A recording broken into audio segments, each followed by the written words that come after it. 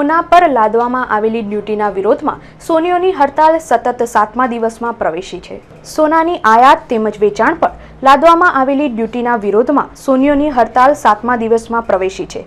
આજે અમદાવાદમાં જ્વેલર્સની એક મહાસભા યોજાઈ હતી, જેમાં મોટી સંખ્યામાં સોનીઓ તેમજ કારીગરો જોડાયા હતા। આ સભામાં કેન્દ્રના નાણામંત્રી પ્રણવ મુખર્જી એક્સાઇઝ ડ્યુટી નાબૂદ કરે તેવી માંગણી ઉઠી હતી અને આ ડ્યુટી નાબૂદ ન કરવામાં આવે તો વેપારીઓએ આંદોલન ઉગ્ર બનાવવાનો નિર્ણય લીધો હતો।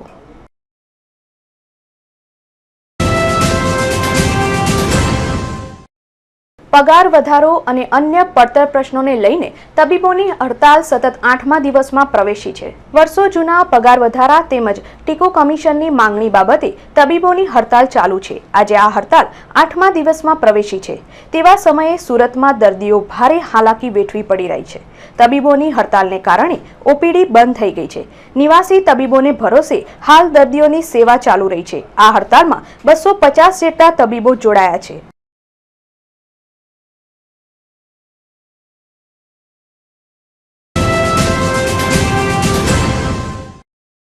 આણંદના કંજરીખેડા જિલ્લામાં આવેલા અમૂલના ગોડાઉનમાં અચાનક આગ ભભૂકી ઉઠી હતી। આ આગ એટલી બધી ઉગ્ર હતી કે આગ બાજુમાં આવેલ દાણાના પ્લાન્ટમાં ફેલાઈ હતી। આગને બુઝાવવા સ્થાનિક ફાયર બ્રિગેડ તેમજ ખેડા ફાયર બ્રિગેડને બોલાવવામાં આવ્યા હતા અને ફાયર બ્રિગેડના જવાનોએ પાણીનો મારો ચલાવી આગ કાબૂમાં લીધી હતી। આ આગથી હજારોનું નુકસાન થયું છે, પણ આગનું કારણ જાણી શકાયું નથી।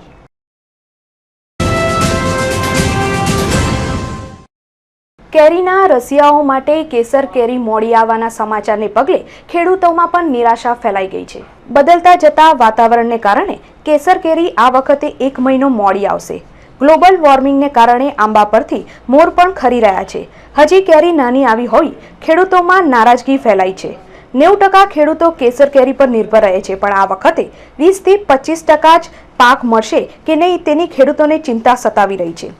વાતાવરણની સીધી અસર આંબાના ઝાડ પર પડતા નવેમ્બરની શરૂઆતથી જ આવતા મોર હજી પણ નહીં આવતા ખેડૂતોનું કેસર કેરી 1 મહિનો મોડી આવે તેવું માનવું છે। એટલું જ નહીં, ઉત્પાદન ગત વર્ષ કરતાં ઓછું થવાની શક્યતા વર્તાઈ રહી છે અને ભાવમાં વધારો મીઠી કેરીનો સ્વાદ કડવો બનાવશે તેમ પણ જણાઈ રહ્યું છે।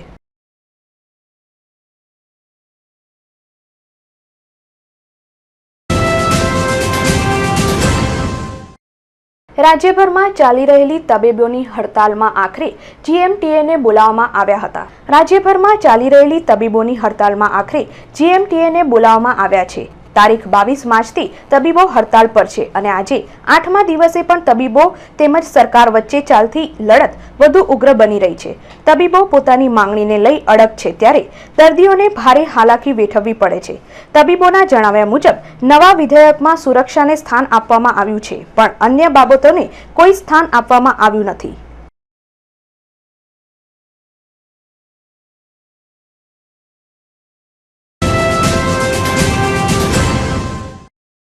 અમદાવાદના બોગસ તબીબો પર કાયદાનો પંજો વધુ કડક બનતા તબીબોમાં ફફડાટ ફેલાઈ જવા પામ્યો છે।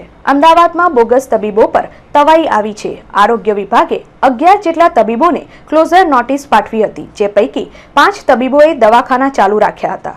આરોગ્ય વિભાગે તે બાબતની ખબર પડતા જ દરોડો પાડ્યો હતો અને દવાખાના બંધ કરાવવામાં આવ્યા હતા, જ્યારે કેટલાક તબીબો તો દવાખાનાને તાળા મારી ફરાર થઈ ગયા હતા।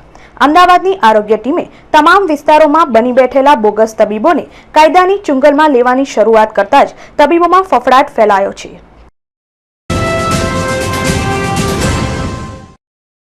વડોદરા મહાનગર સેવા સદનના આરોગ્ય વિભાગ દ્વારા બરોડા ડેરી પર દરોડા પાડવામાં આવ્યા હતા।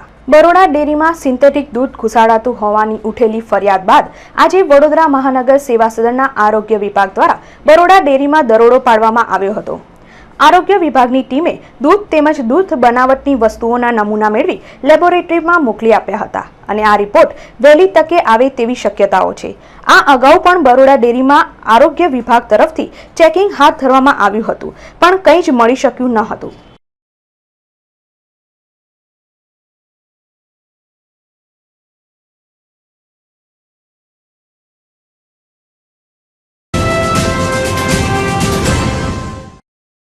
ન્યૂ સમા રોડ પર આવેલ નંદનવન સોસાયટીના બંધ મકાનને નિશાન બનાવી તસ્કરોએ 1 લાખથી વધુના મુદ્દામાલની ચોરી કરતા ચકચાર મચી જવા પામી હતી।